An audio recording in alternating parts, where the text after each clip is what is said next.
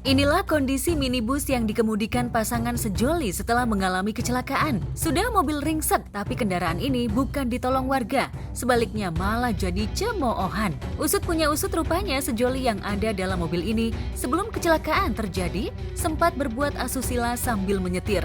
Sontak saja warga kesal dan merasa kecelakaan sebagai karma.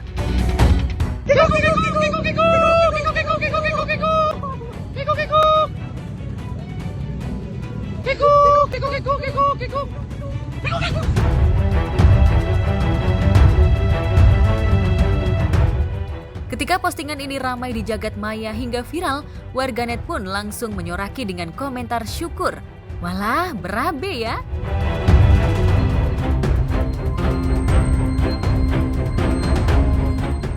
Ya, berbuat mesum dalam kondisi menyetir barangkali bagi pasangan ini penuh sensasi. Tapi sensasi itu akhirnya berbuntut tangis tak terperikan.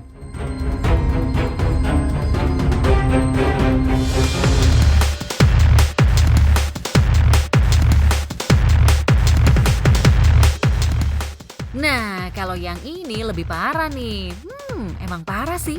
Lihat saja ekspresi pria atau diduga seorang suami yang mendadak murka karena ketahuan tengah bersama janda muda. Walah, digerebek nih. Gila, ini anak katanya nih. Ini Pak RT-nya nggak ada, Bu. Pak RT-nya warganya juga. Astagfirullahaladzim. Warga pakai warga.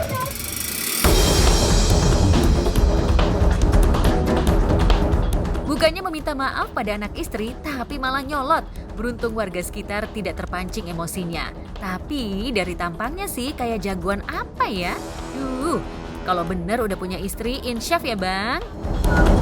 Ini kamu gimana ini warganya ini? Ini bukan suami istri. Ini bukan suami istri. Yang saya udah jelasin tadi. Ini bukan suami istri, tapi ini ada di kamar gini loh. Posisinya lihat loh. Lu mau jangan gitu. Saya rumah tangga sama dia. Saya punya anak dia. Suami saya. Dia belum sama Minang. Berarti saya nggak sama sekali ya. Kalau aku ngelihatnya miris banget ya, ngelihat si istrinya sampai nangis-nangis gitu kan, ngelihat kelakuan suaminya yang kayak gitu masih bisa nyalahin dia padahal dia yang salah.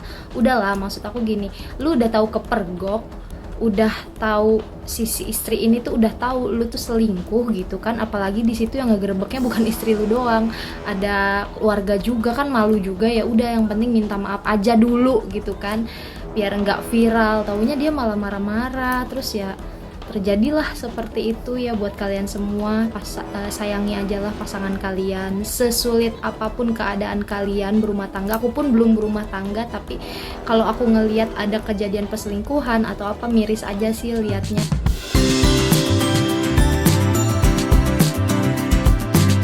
Fenomena serong dengan teman wanita lain memang nyaris menjadi penyakit atau wabah di tengah masyarakat. Institusi pernikahan yang sakral seolah mudah ditabrak. Kesetiaan seolah menjadi barang langka. Lantas bagaimana selebriti menilai fenomena ini?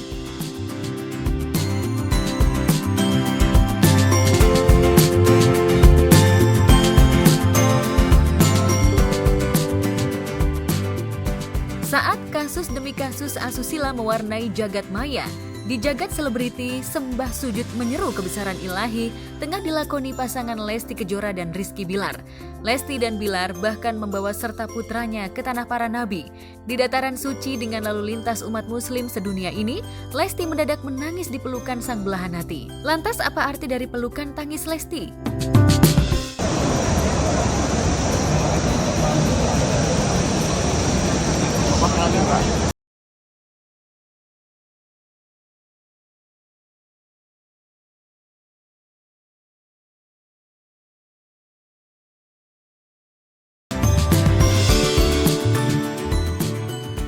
Ya, dalam kehusyukan ibadah di tanah suci, semua manusia tak peduli artis, pejabat, atau presiden sekalipun, tetaplah kecil di bawah keagungan ilahi.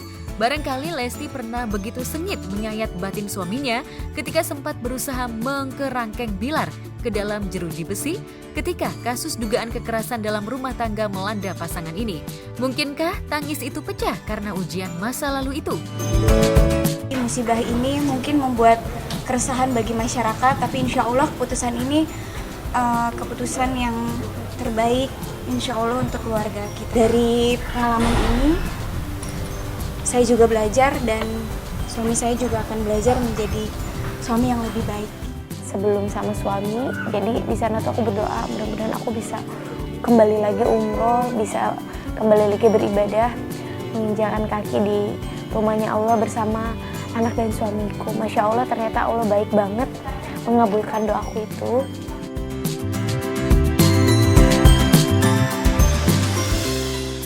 Pada saat yang sama, dalam getar dawai lafaz-lafaz ilahi itulah, Lesti dan Bilar seperti mendapatkan titik pijak. Jika hidup bukanlah separuh milikku, pun bukan segalanya bisa direngkuh dalam kelimpahan segala materi. Dengan apa yang kita cita-citakan dari dulu ya, kita pengen keluarga kecil kita bareng sama El bisa bertiga umroh bareng di tanah. Pas bertepatan harapan dan doaku di momen ulang tahun anakku, pengen umroh bertiga dan ternyata Allah ijabah.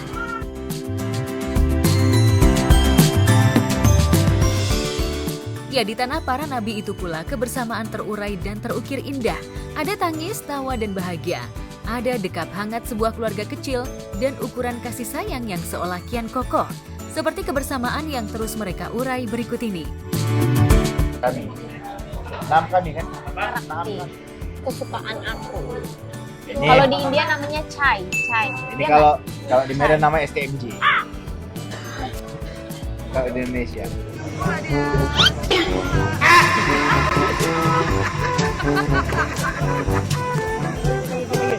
Situ lagi.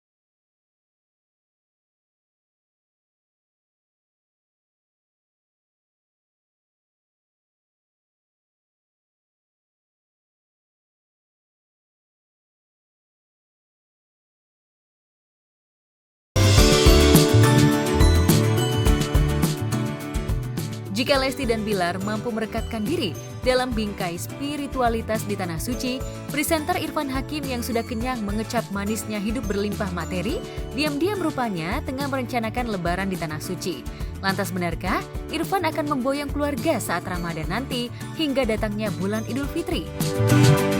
Bukan H-1, jadi insya Allah kalau diberikan kelancaran, di hari terakhir bulan Ramadan, habis sahur kan saya ada kerja acara sahur juga, habis itu langsung rencananya ya jam 9 pagi pergi umroh bareng mertua, orang tua, kakak ipar, adik ipar dan sebagainya.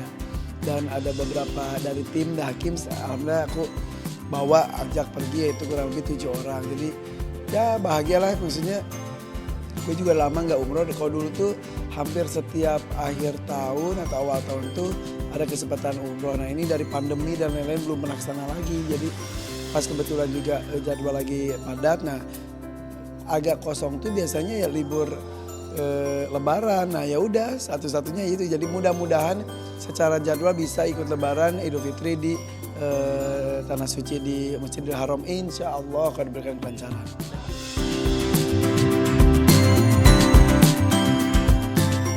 Menyeru gema takbir di Tanah Suci memang akan menjadi momen spesial bagi Irfan. Apalagi ia dan keluarga akan merasa lebih intim sepenuh bulan beribadah. Lantas apa saja yang sudah dipersiapkan untuk hari Lebaran di Tanah Suci?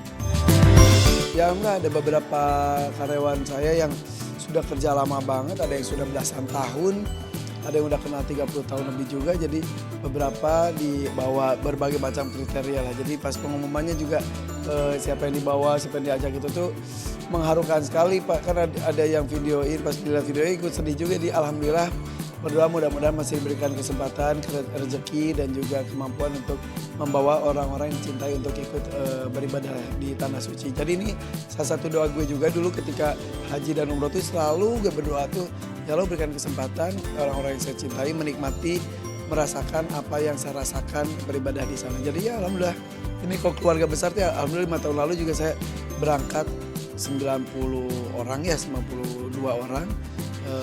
Nah kalau sekarang tuh 39 atau 40 orang lah insya Allah gitu. Udah gak ada yang terbaik selain Ka'bah dan juga makam Nabi Muhammad SAW. Jadi saya tuh tahun baruan di sana pernah, ulang tahun di sana pernah, kemudian segala momen Ramadan di sana juga pernah. Nah Idul Fitri yang belum pernah merasakan suasananya di sana. Jadi mudah-mudahan diberikan kesempatan, diberikan kesehatan, insya Allah dilancarkan. Amin.